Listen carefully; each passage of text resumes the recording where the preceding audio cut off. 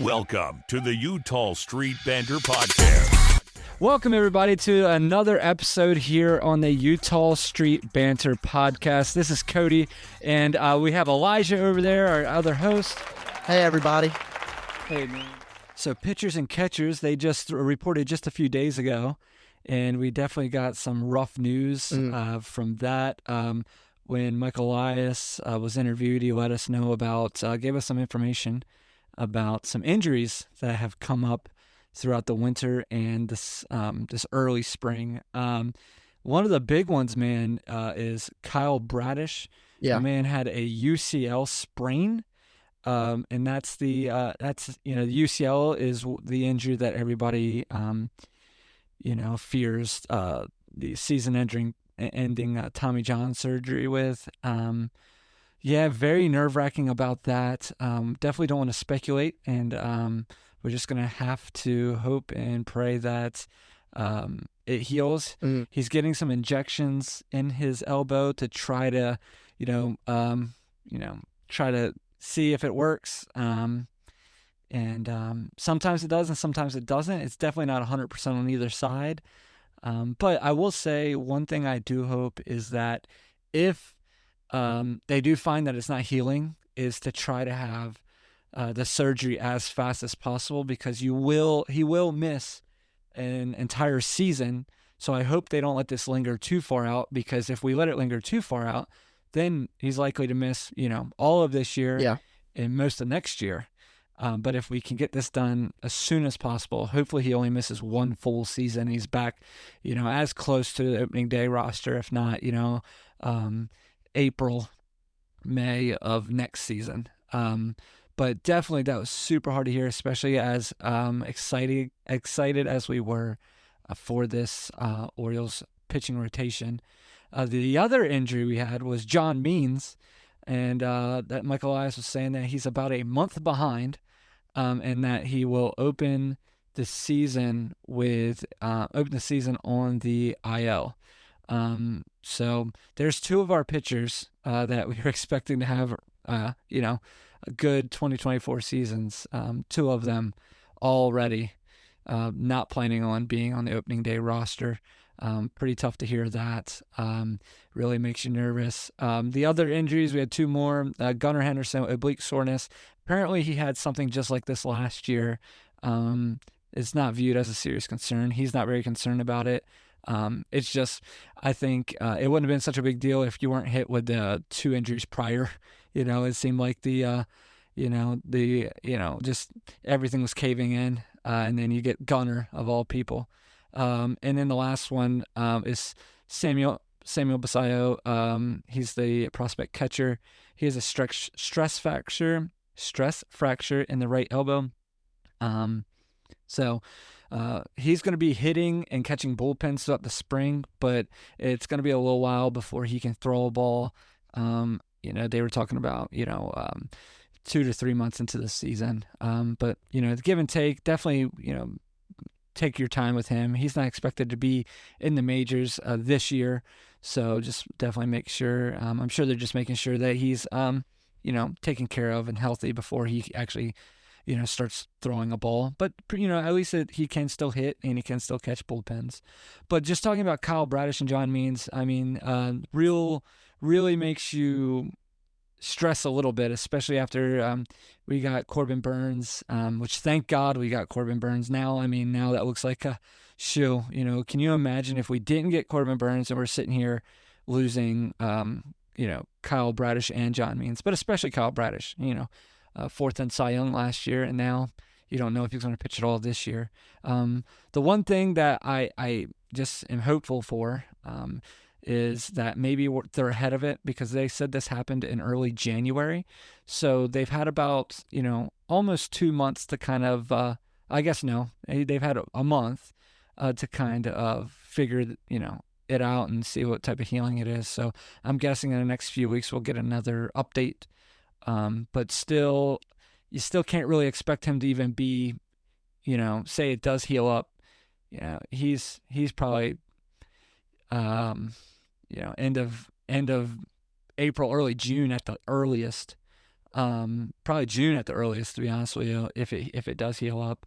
But I'm not a doctor, so don't wanna speculate too much. And so hopefully maybe this might push Elias to maybe try to figure something out and maybe another addition somewhere. Um, but obviously, if you listen to any type of Orioles news, you'll just hear, that's all the talk right now. It's totally out of our control, obviously, but we'll see. But other than that, I mean, we've had a couple small signings. Diego Castillo, we claimed him off 8 waivers from the Phillies. Didn't really play much last year, and then and then we got Peyton Burdick from the Marlins in exchange for cash considerations. Not really, like I said, this is just depth pieces. But other than that, the one piece of good news, I guess, is we got Ryan O'Hearn signed an agreement to avoid arbitration. So he got $3.5 million in guarantee, which was huge because my man deserved all of that $3.5 million with what he was able to do for the Orioles last season. All right, guys. So we do have a fun podcast today. Really want to get to that with Elijah and his expertise on his favorite Orioles rosters of all time. So let's get to that. Have fun and try to not stress too much because obviously our stress doesn't really achieve anything. We'll let Michael Elias stress, and he can show us how much of a genius he is by, finding out any additions that the Orioles may need before the season begins. So this is a pretty fun episode here. So so I've been pretty excited about this. We're basically just going over what we think is our favorite ultimate Orioles like lineup / roster, right? So I mean, we kind of made a lineup, and we'll go over our 1 to 9 batting order at the end once we kind of go over everybody. But I'm pretty excited about this. The biggest thing I want to make sure people understand is this is a little bit about like the historic aspect, but it's more, to me at least, about my favorite like players. So you could definitely argue any number of spots. Well, there's a few spots I don't think you can argue, but but don't get mad at me if I don't say your favorite player. It's nothing against that player. It's probably because I didn't see them play, right? So there's a few guys I'm going to talk about from my side that like just didn't make the cut on my favorite team or my ultimate team. But mainly that's because I didn't see them play. Yeah. And for me, it's kind of hard to do it based solely off of people I've seen saying that the majority of the years I've been conscious of baseball, we were starting Stevie Wilkerson. Right. Yeah, man. So we're going to start with starting pitchers, right? And I guess who is your all-time top starting pitcher? So I went ahead and I kind of, like, you got the obvious one that I think you have to have on this list is Jim Palmer. Like, right. Orioles icon there, Hall of Fame pitcher. And then I also have Mike Mussina. Yeah. Just another great pitcher. Yeah, I have the same too. And, those are probably my top 2 pitchers, Oriole pitchers probably of all time. And, so I'm pretty excited about that. Maybe if we do this podcast next year, we'll have another name to add on, right? Yeah, that's I kind of have written down here like underrated option that wouldn't, like, obviously I'm not gonna take it now, but maybe in the future you could either do Grayson Rodriguez or Corbin Burns. Maybe if we get extension signed. Well, yeah, wouldn't that be amazing? Yeah, that'd be pretty awesome. But I'd be honest, I was trying to think of starting pitchers, and then I was like, I have to be missing somebody. So I looked up, starting Orioles pitchers, and I'm like, yep, just those 2. So I mean, you got Wei and Chen that you could throw in there. Yeah, you used to be a huge Wei and Chen fan. Got a signature on the wall. I remember when at an Orioles game they did the auctions there, and your dad actually won the Wei-Yin Chen Orioles signed picture at that auction at that game. Yeah, I mean, I bet he paid what 10, 15 grand for that picture. At least probably more. Right. Whatever Blake Snell's getting in a contract, that's how much he paid. Yeah, I'm sure it is. All right, the next one we got is we just do relief pitchers. This is not a closer. This is just relief pitcher. And I'm also going to go, for me, is I also thought of a specific year, where I want that guy on that year. Does that make sense? So that's why I have my number one relief pitcher is Andrew Miller. And I mean, when we traded him and got him from the Boston Red Sox, for Eduardo Rodriguez. I think that's who we got him for. And so that was a huge trade for us. Rodriguez was our number one pitching prospect that we gave up for a relief pitch rental. Okay. And he did exactly what he needed to do. I mean, he did amazing. And, I couldn't ask anything else from him. Now, if I want to talk about Oriole, my favorite Oriole relief pitcher, like Oriole has to be Darren O'Day for me. Yeah. No, I have yet again the same too. It's just, I mean, Andrew Miller, that 2014 season was probably the best reliever in baseball, aside from someone we'll probably get to in a few seconds. But and then Darren O'Day, I mean, very distinguishable delivery, and just, I mean, he was shut down for a good, I think, probably 5 years in the bullpen for the Orioles. Oh, absolutely. Moving on here, we're going to go to our closers. Who do you have for your closers? So for my closers, I think the obvious Zach Britton. Absolutely. I mean, best closer in baseball for a couple of years, led the league in saves. I mean, just absolute dominance, and that's what you want from the closer position. And then I also have Greg Olson, who's not somebody I got to see throw a lot, but I just know from his stats and looking back, he was pretty good. Yeah, I mean, you got two of the best ones there. And I went and, by a year on this one too. So my first one obviously was Zach Britton. And I actually just listened to a podcast with him on it, and he considers himself an Oriole, which is pretty cool. That's somebody great. that played for the Yankees. Yankees. To consider the Yankee, yeah. I mean, pretty awesome. My other guy I would choose is Felix Bautista. And you can't really go wrong with him. I mean, it's the past year and a half he had. So Zach or Felix, I'll take either one for my ultimate Orioles baseball team. Yeah. All right. So moving on, we're going to stick to around the diamond here. My catcher, okay, is one of my favorite TV analysts of all time on the good old Orioles broadcast. Yeah. He's probably one of he's like the Mr. Oriole, right? I know Cal is like the Oriole, but I'm looking for somebody to get the rally cry going and, spell, the Orioles out. And that's Rick Dempsey. Huge Rick Dempsey fan. It's so weird getting a baseball card of him and, he's on a different team. I hate that. Because I just see him as an Oriole. It hurts my heart not to see Dempsey's sign on the warehouse right now either, because they made it a sports book. But yeah, so that's my guy. Is that your guy? There's another option there. It is not my guy. That's fine. That's fine. Yeah. So I don't know if you're gonna agree with I had Dempsey as my second. I don't know if you're gonna agree with mine. So for my catcher, I have Nick Hundley. Oh. No, I'm kidding. I don't have Nick Hundley. No, I'm kidding. Yeah. No, I have Adley Rutschman. Oh, okay. That's who I put as mine because, Rick Dempsey, I really like him. And another guy I kind of was Chris Hoyles. I don't know if that's who you were thinking as another guy. No, that's not who I thought. But that Chris Hoyles is really good power hitter. Yeah. For the O's, he was another catcher as my childhood.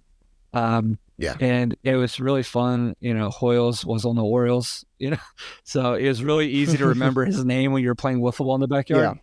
So, but yeah, I don't mind that. I don't mind Adley. Not at all. No, I'm going Adley just because I'm looking how he is now. And even if we don't extend him, which we don't really want to talk about now, even if he just plays out through ARB, I think just by that, he has a chance to take over Dempsey. like undisputedly. Yeah. If he just he's already doing so good. I hope that he stays in an Oriole uniform forever. But and if he does, especially, I think he has a chance to be a statue if he stays in an Orioles uniform forever. Hey, I agree. And it's funny because, when I think about like my pick, Rick Dempsey, I think it's Rick Dempsey is more on my team for what he didn't do, not for playing. Yeah, I mean, it's just he's Mr. Oriole to me, and he could just sit on the bottom of my lineup and strike out and just hype up the crowd every time. I mean, he didn't win the World Series MVP in 1983, so obviously, obviously he was good. And he holds, obviously he holds the record for most games called as an Oriole. But like you said, Adley might pass that, right?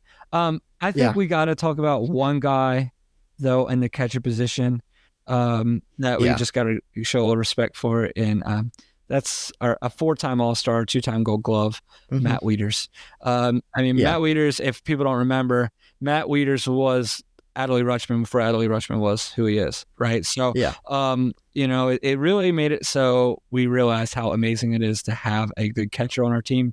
So that was what a stud. He was so big, dude. I remember I sat like near the on deck circle one time, and Matt Wieters comes up, and he's just a giant. I mean, imagine being an umpire trying to see over him. Looking at first base, I want to hear, who do you pick for your all-time Orioles first base? So, for me, for first baseman, I think I chose probably the most common one that you would say. I mean, he's a Hall of Famer, great hitter, Eddie Murray. Yeah. And that's why I thought I was close between him and Boog Powell, just because, I mean, Boog's a real Baltimore guy, big name, and you got Boog's Barbecue at the stadium. But I think I went with Eddie Murray. He's just had slightly better numbers and just a better producer. Right. I did not go with Eddie or Boog there at first base. They might come back up throughout my lineup, but we'll get there when it comes.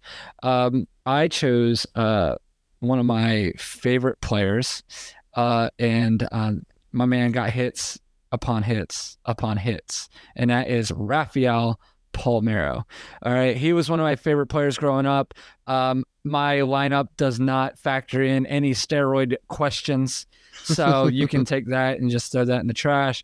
But anyway, so he is my ultimate first baseman. So I would take him any day. Loved him. Loved big power lefty. It was pretty cool to see his son play for the Delmarva Shorebirds here for a little while. That was pretty awesome too. Moving on, we're gonna go to second base. Boy, second base, there's really not a ton. I came up with 3 names. 3 names, yes. But total, you even pick from. Right. So I'm gonna go with my favorite, one of my favorite Orioles of all time, and that's Brian Roberts. Absolutely love Brian Roberts. He was, I probably catch flack for saying this, but he took over the image that Cal had to have for a long time, and that's be a really good player on a really bad team. And he did it amazingly. He gave the fans a reason to come to the ballpark. Little number one over there at second base. And my man stole bases like it was nobody's business. So he's my top. I do have a second guy. I don't have this very many. And that's one of my favorites as a kid. And that's Roberto Alomar. I was a huge Alomar fan. So what do you got a second? So I also went with Brian Roberts. I thought, like you said, really good player on years and years of bad teams, but it was close for me because I almost wanted to go with Jonathan Scope here. Oh yeah, I like almost that. It. I like that. Yeah. Because I don't know why. Obviously, that's like my prime getting into baseball years. Yeah. But that 2014 to 2016, 17 Jonathan Scope, he's great. Obviously, it's not worked out for him after he left the Orioles.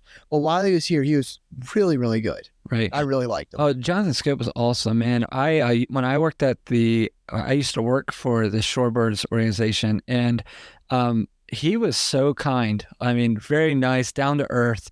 But you could see why he was like, you could see why he wasn't in our minors very long. Yeah. Well, that's not true. He was there for at the beginning for a little while because he was so young. Because he got, drafted right out of high school. But he was so smooth. I mean, because a lot of people don't realize that we had he's a relief pitcher now, but Michael Givens came up as the Orioles second baseman. That's what he was supposed to be, and him and Jonathan Scope were supposed to battle that out.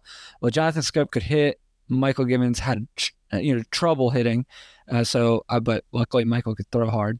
But anyway, but that's a really good one. Jonathan Scope, what a good Oriole during a good time period for the O's. Yeah. But yeah, and then moving on to shortstop. I just don't think there's many. God, I really couldn't find one good shortstop. I'm just kidding. No, I think Richie Martin. Richie Martin, man. Yeah. Oh, Richie Martin. Jimmy Paredes. Well, yeah. That's a guy that I think you got me on. We do a fun thing where you send me a picture of a guy's of a guy on the Orioles, and you tell me who is this, and I think you got me on that one. Mm-hmm. So Jimmy Paredes. Jimmy Paredes, yeah, that's one that's it's nothing against him, but I like to forget that time period of that Orioles baseball. You know what I mean? But that, like I said, nothing against him. It's really that it's the 100 losses that I want to forget. But okay, shortstop, obviously, Cal. Yeah, there's no Jr. discussion. Yes, no discussion. Yes. Now, I will say, if there's somebody listening to this that is a little older than us, there's another guy that they're gonna say, and I just pulled his baseball card, and it's legit. It's probably I was pretty hyped when I got it, and that's Mark Belanger. My man. It's one of those things where Cal Ripken, if Cal Ripken ever comes through the Orioles system, we would be talking about Mark Belanger at shortstop for forever. Yeah. So I have him down too. Is he's a second? You want to say close second, but it's really not all that close when you're looking at Cal Ripken, who, I mean, you could throw him into the discussion of like a top 15 baseball players of all time, not even Orioles. I agree. And the other name that, even though of Mark Belanger's greatness and how good he was behind, other than Cal Ripken, I just love J.J. Hardy so much. J. Hardy. Yes. Hardy. Man, I miss that. Great guy. Yeah. Great swing. Man, J.J. Hardy came out. Did he do the first pitch when we were there at the playoff game last year? No, he was Adam Jones was ours. Oh, yeah. Adam Jones was. Yeah, you're right. Well, I was at one where he was the first pitch, and I was so disappointed with our PA announcer because she says, "And we'd like to, J.J. Hardy is." I'm like, "Oh, come on, you have to do it." You know what I mean? And she didn't. I was like, "Gosh," but anyway. That was, but you gotta love J.J. Hardy. You know what I mean? Nobody has looked like they were in more pain running around the bases than my man. Yeah. But he was a great ball player. Great. I mean, man, what an awesome. I mean, he was also a part of one of the biggest plays in Orioles history. Yeah. What's that? He was the last. He was the last guy to score on the Delman Young double. Oh, right. Yeah. Picture of him sliding in probably was out, but instant replay wasn't a thing back then. Nah, he's safe. I'm probably going to save. That's all that matters, right? All right, man. Let's move on to third base. I'm going to let you hit me with that one. What you got? So third base is another one that there is such a great guy that's in second place, sadly, because I mean, you look at their careers and it just, at least at this point, doesn't match up. You have to go with Brooks Robinson. Yep. The vacuum. I mean, he made best defensive third baseman in baseball history. I don't think you can top him at this moment. And I mean, look, I have Manny Machado second, and he's great. I just really don't think you could put him ahead of Brooks. Yeah, absolutely. Yeah, I mean, I wish that I got to see him live. You know what I mean? Like playing in real life. And man, you look at like his plays, and he just makes it look so easy, so easy. But man, and I mean, it's what's crazy about it is a lot of times I try to, you know, a lot of times you hear about how he was defense first, and he was, right? But, when I think he went MVP and 1 year, and I mean, my man had like 28 home runs or something like that, and it's pretty incredible that, I mean, he could hit too.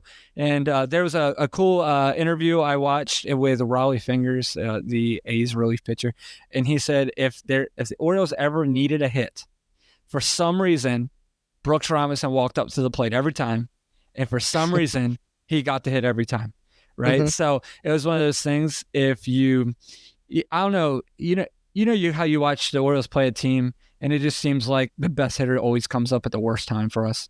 And that's how they kind of talk about him. So it's you don't always need power. My second guy also was Manny Machado. I think some Orioles fans, especially probably some Orioles fans that listen to us, might still be a little have their feelings hurt about that whole situation. But I mean, that's not Machado's fault. Well, yeah. I mean, it's we didn't even offer him a contract, so exactly. So, but he was the plays he could make in foul ground on the left side of third base is just amazing. I mean, and right from the beginning too. I mean, that was pretty incredible. We're gonna go to left field. Okay, so I'll start here, and I have a lot to say about left field. Oh gosh. So I'll just give you my option, and then I'll talk about that a little bit later, because it's not even about who I pick. It's just something I noted when looking into this. But my pick's Brady Anderson. Okay. And I don't think you see too many people that can hit as many home runs as him, but also steal as much bases. I mean, I guess you have Ronald Acuna now, but I mean, for his time, he was really impressive. Yeah. Brady Anderson was amazing. I have Brady Anderson, but I have him in center field, right? Okay. And growing up, I mean, he was always a mainstay on your team. I remember I would turn on, back then it was Comcast Sportsnet, and you could always count on Brady and Cal, and Brady was going to, hit a bomb. If he didn't hit a bomb, he's going to hit a single and steal second. Really, that was a pretty awesome guy to have out there. And my left fielder though, so obviously, our lineups are made, so I had to be creative on where I put certain people. So you don't think this guy's a left fielder, but I think he's athletic enough to play left field. Okay. Yeah, I think you might have this guy at a different position.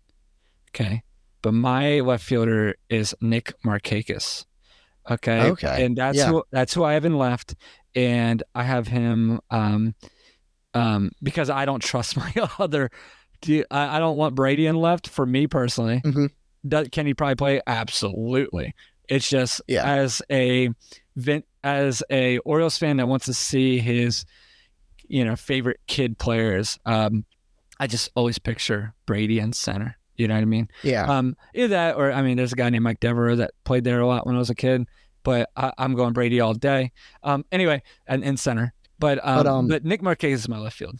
Yeah, that makes. I mean, I understand Nick Markakis. Sadly, didn't make my list, but it was a hard miss. All right, Orioles fans. I mean, well, we're looking for another co-host starting next week. No, he doesn't make my list because, I mean, I think you took the positions more fluidly as I kind of did it. It's like where they spend most of their time. Yeah. Well, Brady's the only one. He kind of spent like half and half between left and center. But I mean, who I have at center, I can't change. But what I do have to say about left field is I have two players right here. Okay. BJ Surhoff, who I know you like him, and Austin Hayes. Oh, okay. So okay. I compared these two players, and actually, through their first 3 seasons of starting, BJ Surhoff was only slightly better than Austin Hayes.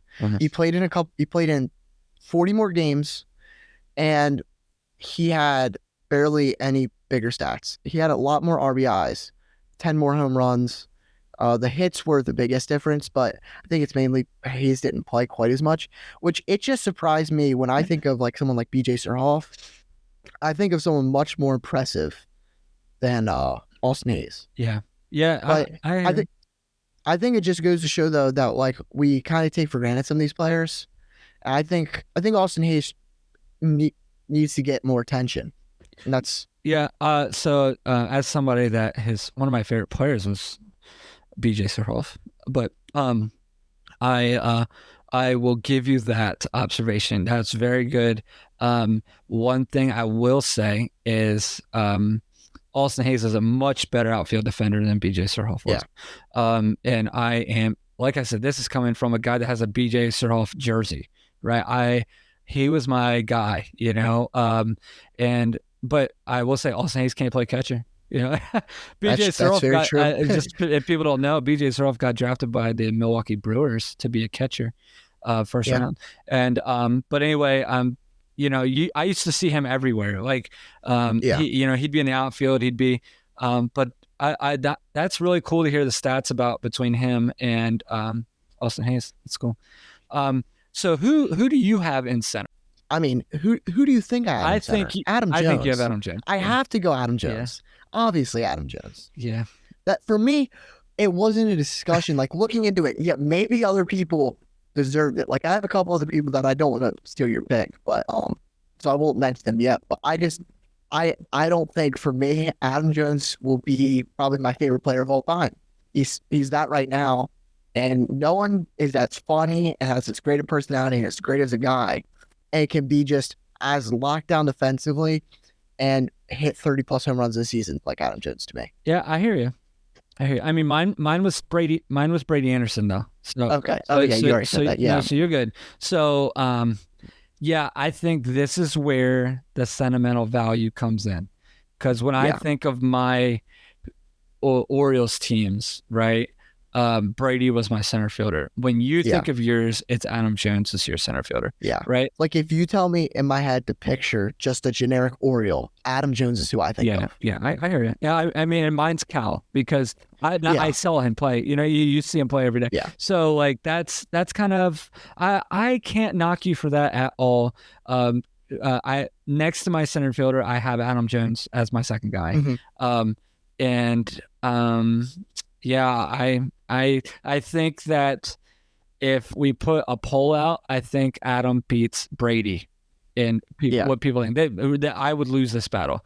But yeah, that's really good. That's really good. Did you have anybody else in center? No, not really. He was your guy. Yeah, the one thing I saw two people, but the main one I will say is Al Bumbry. Yeah, Al Bumbry. Yeah. Who's obviously neither of us saw play. Yeah. But I mean, I met him once at an Orioles fan fest.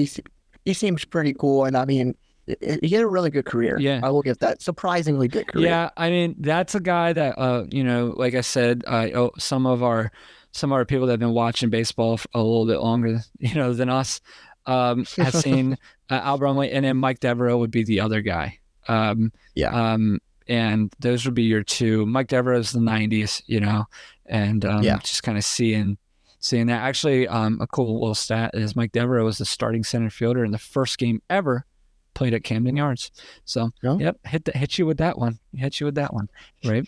All right. Yeah, you know, FYI for everybody else, Cody does know stats, right? I keep having everybody telling me how luckily we have Elijah on here to get like stats. So I got to step my game up apparently.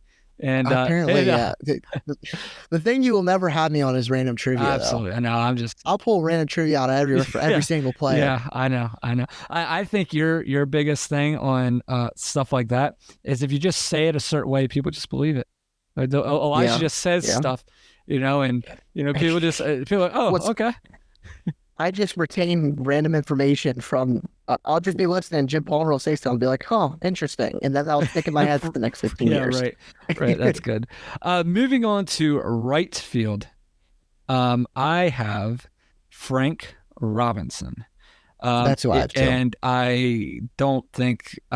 I think that's everybody. I think Frank Robinson is, you know, if he has a bronze statue, if they have a bronze statue out, you know, on the over beyond center field, I think that's who you're picking.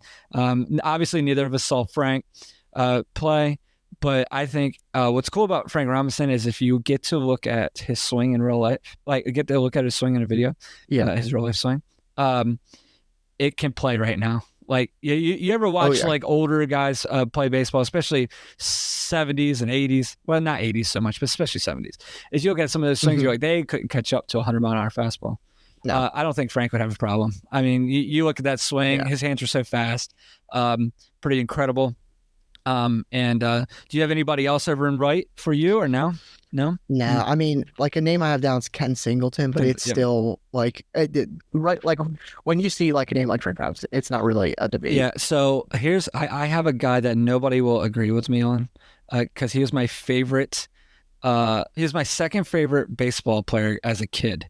Okay. I'm going to give a little background real quick. Growing up in the 90s, okay, nothing was better than watching watching a lot of guys hit the ball really far. And it's probably because they had a little bit of help, steroid wise. But as a kid, I didn't care about that. The dignity of the game you can, but as a kid, I didn't care. And my favorite player gets traded to my favorite team, and that was Sammy Sosa. Yeah, he did. I was so waiting to figure bad. out where you're going with this. Well, the problem is we got him at a rough time because he wasn't allowed to use steroids anymore. If we could have got him when he was allowed to use them, everything would have been great. But man, I remember as a kid, I think I was like maybe 10, 12. And we got tickets and sat in right field. My parents like got me tickets to sit there so I could see my favorite player. And he didn't even play that game. Like, how on Sundays you go to a Sunday game and sometimes that's probably what happened. I was so bummed, man. But number 21 in orange and black, man, that was fun to see. But in all seriousness, he doesn't even touch the cloak of Frank Robinson. But yeah, so that's pretty much. We do have a utility. Do you have a? I think there are plenty of options you could go with here. I'm going to go sentimental here. I'm going Trey Mancini. He can play outfield and first base. Yeah, okay. All right. My utility is BJ Surhoff. He was my utility the whole time. BJ can play left. He can play right. He can play third. He can play second. He can play first. He can play catcher. I putting big number 17, BJ Surhoff out on the field. Okay. All right. So who's your DH? Nelson Cruz. Oh, that's good. Look, he was with us for 1 year, but it was a really, really good 1 year. Yeah. I mean, can you imagine getting somebody for $8 million now that did what he did? Yeah. 40 plus home runs. Yeah, absolutely. And that he was the opposite of my Sammy Sosa guy. My Sammy Sosa. Because, so Nelson Cruz, the reason why we got him so cheap that year was he just got off steroid suspension. Or, okay, I don't know if it was steroids. I know it was performance enhancing suspension. So nobody wanted him because they were afraid of the backlash, and the O's were like, well, we have nothing to lose here. So we took him, and he led the MLB in home runs that year. Yeah. What a stud, great gamble. It was. Yeah, it was. And then my man got paid by, I think it was the Seattle Mariners, right? I'm pretty sure, yeah. And all right, so my DH is Eddie Murray. So that's why I sat him. I let him just go sit on the bench when you get up, hit home runs, and go sit back down and get up and hit home runs again. So that's my DH. I don't think there's much argument in either one of those. No. If we're just looking at 1 year wonders, you got Nelson. I mean, we got Mark Trumbo. Mark Trumbo, what a year he had. And then 2 to 3 years. Yeah, and then I mean, nobody's gonna like this name, right? Because it still hurts our heart because we're still paying him. Is Chris Davis. If people remember, what we had like 4 or 5 years where we led MLB in home runs it consecutively, and Chris, Trumbo, Cruz, we're just doing what they were doing, and then sadly, of course, Chris kind of started to struggle there, couldn't get out of it, But yeah, so let's look at our lineups that I keep trying to jump the gun on tonight. I'm going to go through my 1 to 9, and then you can tell me how awful you hate it, or if it sounds okay. All right. So leading off, Cody's Ultimates Orioles team is leading off. Starting second base is Brian Roberts. My number 2 batter is a guy that is my favorite player of all time, and is somebody that I wanted to make sure that I got to the stadium early to see, and that is Cal Ripken Jr. Batting 3 is my DH, Eddie Murray. Okay. My first baseman is Rafael Palmeiro. My center field is Brady Anderson.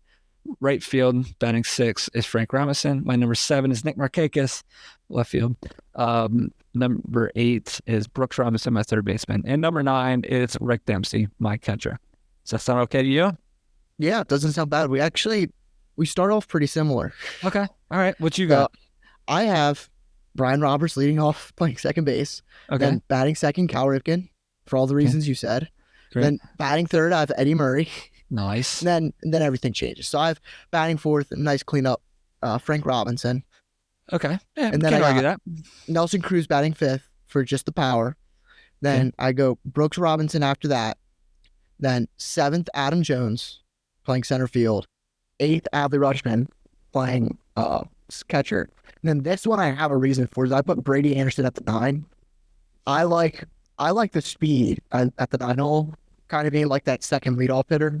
Right. I really like him getting on base for the top lineup. I respect that. Yeah, I have no issues with that at all. Pretty awesome lineup. That it definitely definitely would be cool to if you could play if a video game would have all them guys in it. Yeah. I mean, just kind of see that. MLB The Show, get on that.